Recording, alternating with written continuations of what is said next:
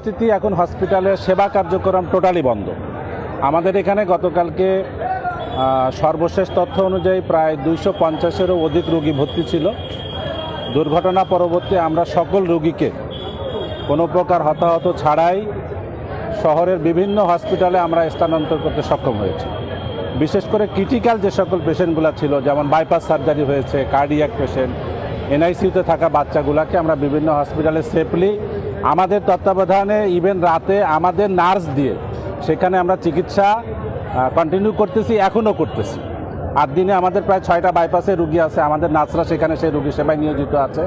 বিভিন্ন হসপিটালে যে সকল রুগীরা গিয়েছে সার্বক্ষণিক আমাদের সঙ্গে যোগাযোগ আছে, আমরা সহযোগিতার জন্য চেষ্টা করতেছি।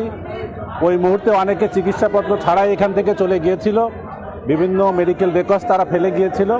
আমরা এখন পর্যায়ক্রমে সে সকল medical records, ongoing treatment sheet, এগুলো সকল কিছু তাদের কাছে হস্তান্তর করতেছে। আগুনের প্রাথমিক সূত্রপাত আমরা যেটা দেখতে পাচ্ছি, আমাদের বেসমেন্ট থেকে একটা সূত্রপাত আসছে। এক্স্যাক্টলি কোন জায়গা থেকে, কোন সোর্স থেকে এটা বিদ্যুতায়িত হয়েছে বা অন্য কোনো দুর্ঘটনা হয়েছে কিনা আমরা এখনও নিশ্চিত না। এটা আমাদের একটু ইন্টারনাল তদন্ত চলছে, আমরা এটা নিয়ে আপনাদেরকে বিস্তারিত জানাবো। এটা নিরূপণ চলতেছে, যেহেতু আমাদের এটা ধারণা করে বলাটা একটু কঠিন, আমি আপনাদের কাছে ক্ষমা চাচ্ছি। যেহেতু আমাদের এটা জানেন যে এটা ব্যাংক ইনভেস্টমেন্টের প্রতিষ্ঠান, ইন্স্যুরেন্সের সাথে এটা সম্পৃক্ত আছে, ইন্স্যুরেন্স কোম্পানি এটা নিরূপণ করতেছে।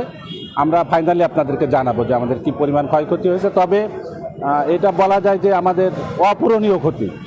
বিশেষ করে আমাদের জেনারেটর 2টা অকেজ হয়ে গেছে, আমাদের অক্সিজেন যেটা জেনারেটর আছে বা অক্সিজেন যেখান থেকে উৎপাদন হয় সেটা টোটাল ড্যামেজ হয়েছে। আমরা তো চেষ্টা করছি যে মানুষের যে প্রত্যাশা সিটি মেডিকেল কলেজ হসপিটালের কাছে যত দ্রুত আমরা তাদের এই প্রত্যাশা পূরণে কামিয়াব হইতে পারি, এজন্য আপনাদের সহযোগিতা দেওয়া লাগবে।